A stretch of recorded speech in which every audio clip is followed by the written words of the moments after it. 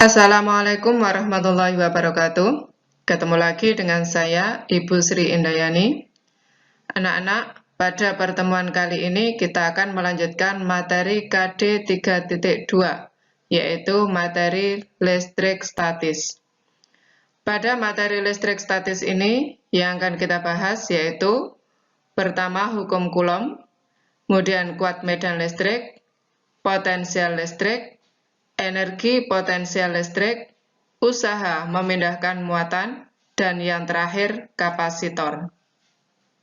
Tujuan pembelajaran pada pertemuan kali ini adalah setelah siswa mempelajari materi hukum Coulomb, siswa dapat mengkaitkan konsep hukum Coulomb dengan permasalahan interaksi muatan-muatan dengan benar. Menurut Coulomb, pada dua muatan yang didekatkan akan bekerja gaya tarik atau gaya tolak. Gaya tarik terjadi ketika muatan yang berlainan jenis didekatkan, misalnya adalah muatan positif dengan muatan negatif. Maka, bila kedua muatan ini didekatkan, akan terjadi gaya tarik-menarik. Sedangkan gaya tolak terjadi ketika dua muatan sejenis didekatkan, misalnya adalah muatan positif dengan muatan positif. Maka kedua muatan ini bila didekatkan, akan terjadi gaya tolak-menolak.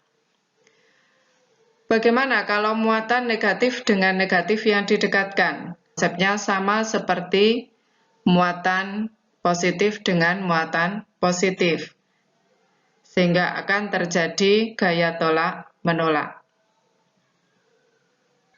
Gaya tolak atau gaya tarik tadi disebut dengan gaya Coulomb atau gaya elektrostatis, yang besarnya sebanding dengan perkalian kedua muatannya dan berbanding terbalik dengan kuadrat jaraknya.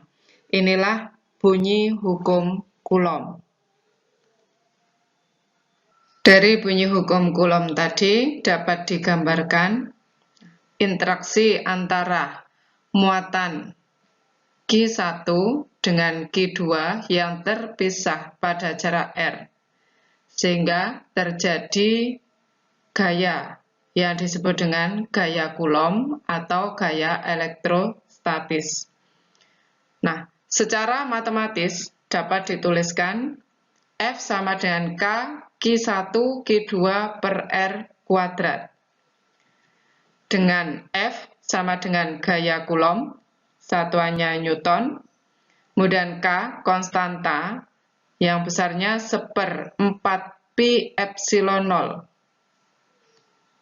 Dengan P sama dengan 3,14 atau 22/7, dan epsilon 0 adalah permitivitas hampa udara 8,85 kali 10 pangkat min 12 Coulomb kuadrat per Newton meter persegi. Nah, bila P dan epsilon 0 ini dimasukkan ke sini, maka akan didapatkan nilai 9 kali 10 pangkat 9 dengan satuan Newton meter persegi per Coulomb persegi. Berikutnya, Q1 adalah besar muatan 1, satuannya Coulomb, kemudian Q2 besar muatan kedua, satuannya Coulomb, dan R adalah jarak antara kedua muatan, satuannya meter. Anak-anak, ada dua hal yang perlu kalian perhatikan terhadap persamaan F sama dengan K Q1 Q2 per R kuadrat. Yang pertama, persamaan ini hanya berlaku untuk dua muatan. Dan yang kedua, kedua muatan berada dalam ruang hampa udara atau vakum dan di udara. Lalu bagaimana jika medium muatan bukan vakum atau udara? Ketika muatan berada dalam vakum atau udara, maka K sama dengan 1/4 pi epsilon 0. Dengan epsilon 0 adalah permitivitas hampa udara. Tetapi ketika muatan berada dalam bahan yang bukan vakum atau udara, misalnya berada dalam air, maka K sama dengan 1/4 pi epsilon, dengan epsilon adalah permitivitas bahan. Sedangkan epsilon sama dengan epsilon R dikalikan epsilon 0. Dan epsilon R adalah permitivitas relatif. Maka gaya Coulomb dalam bahan adalah F bahan sama dengan 1/4 pi epsilon dikali Q1 Q2 per R kuadrat. Dengan epsilon sama dengan epsilon R dikali epsilon 0. Sehingga F bahan sama dengan 1/4 pi epsilon R dikali epsilon 0 dikali Q1 Q2 per R kuadrat. Kemudian kita pisahkan sehingga menjadi 1/epsilon R dikali 1/4 pi epsilon 0 dikali Q1 Q2 per R kuadrat. 1/4 pi epsilon 0 dikali Q1 Q2 per R kuadrat ini adalah gaya Coulomb pada vakum atau udara. Sehingga gaya Coulomb pada bahan sama dengan 1/epsilon R dikali gaya Coulomb pada vakum atau udara. Dari persamaan ini, maka dapat diambil kesimpulan bahwa gaya Coulomb pada bahan nilainya akan lebih kecil dari gaya Coulomb pada vakum atau udara. Perhatikan contoh soal berikut ini. Dua buah muatan masing-masing 10 mikrocoulomb dan 12 mikrocoulomb, terpisah pada jarak 6 cm. Hitung besar gaya yang bekerja pada kedua muatan tersebut bila A. Kedua muatan diletakkan di udara, B. Kedua muatan diletakkan dalam bahan yang memiliki permitivitas relatif sama dengan 3. Perhatikan cara penyelesaiannya. Diketahui Q1, Q2 ini dalam satuan mikrocoulomb. Maka harus dirubah dalam coulomb. Jadi masing-masing baik Q1 maupun Q2 sama-sama dikali 10⁻⁶. Kemudian R jarak 6 cm dijadikan meter, sehingga dikalikan 10⁻². K 9 kali 10⁻9, epsilon R-nya sama dengan 3. Ditanya A. Gaya Coulomb di udara, kemudian B. Gaya Coulomb pada bahan. Kita bahas mulai yang A. Gaya Coulomb di udara. Kita tuliskan rumusnya. F di udara sama dengan K Q1 Q2 per R kuadrat. Kita masukkan angkanya. K 9 kali 10⁻9, Q1 10 kali 10⁻⁶, Q2 12 kali 10⁻⁶, dan R-nya 6 kali 10⁻² dikuadrat. Kita kalikan kemudian dibagi. Nah, sekarang ini adalah operasi angka dalam bentuk notasi ilmiah. Sehingga kita harus mengikuti aturan operasi notasi ilmiah.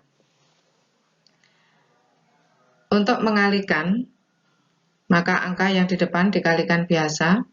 9 kali 10 kali 12, sedangkan 10 pangkatnya dijumlahkan, sehingga dikali 10⁻⁹ ditambah min 6, kemudian ditambah lagi min 6. Kemudian 6 kali 10⁻⁴ dikuadrat, 6 kuadrat sama dengan 36. 10 pangkat min 2 dikuadrat, yang dikalikan adalah pangkatnya, min 2 dikali 2.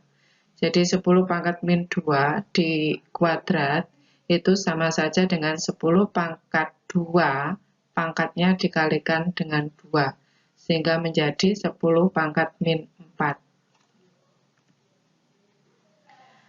Berikutnya 9 dikali 10 dikali 12 sama dengan 1080.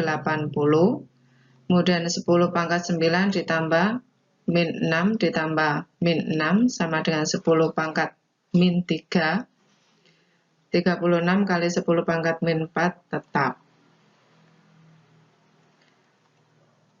Nah, sekarang pembagian angka notasi ilmiah. Ketika membagi, angka yang di depan dibagi biasa. 1080 dibagi 36, sedangkan pangkatnya dikurangi. Sehingga dikali 10 pangkat min 3 dikurangi min 4.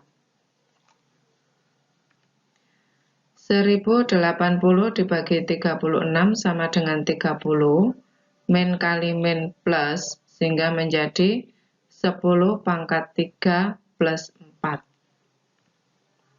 30 tetap. 10 pangkat min 3 ditambah 4 sama dengan 10 pangkat 1. 10 pangkat 1 sama saja dengan 10. 10 dikali 30 sama dengan 300. Satuannya Newton. Ini adalah gaya Coulomb di udara. Kita lanjut gaya Coulomb dalam bahan. Untuk menghitung gaya Coulomb dalam bahan, kita cukup menggunakan hubungan antara gaya Coulomb dalam bahan dengan gaya Coulomb di udara, yang dirumuskan F bahan sama dengan 1/epsilon R dikalikan F di udara.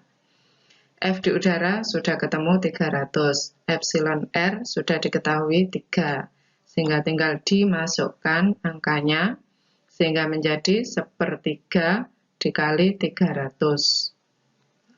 1/3 dikali 300 sama saja dengan 300 dibagi 3, sehingga sama dengan 100 Newton. Sesuai dengan penjelasan di materinya, bahwa gaya Coulomb dalam bahan nilainya akan lebih kecil dari gaya Coulomb di udara. Baiklah anak-anak, kalian sudah mempelajari materi maupun contoh soalnya. Sekarang saatnya untuk mengerjakan latihan soalnya. Demikian tadi penjelasan materi gaya Coulomb beserta dengan contoh soalnya. Semoga kalian bisa memahaminya. Untuk pertemuan kali ini cukup sekian dulu. Saya akhiri. Assalamualaikum warahmatullahi wabarakatuh.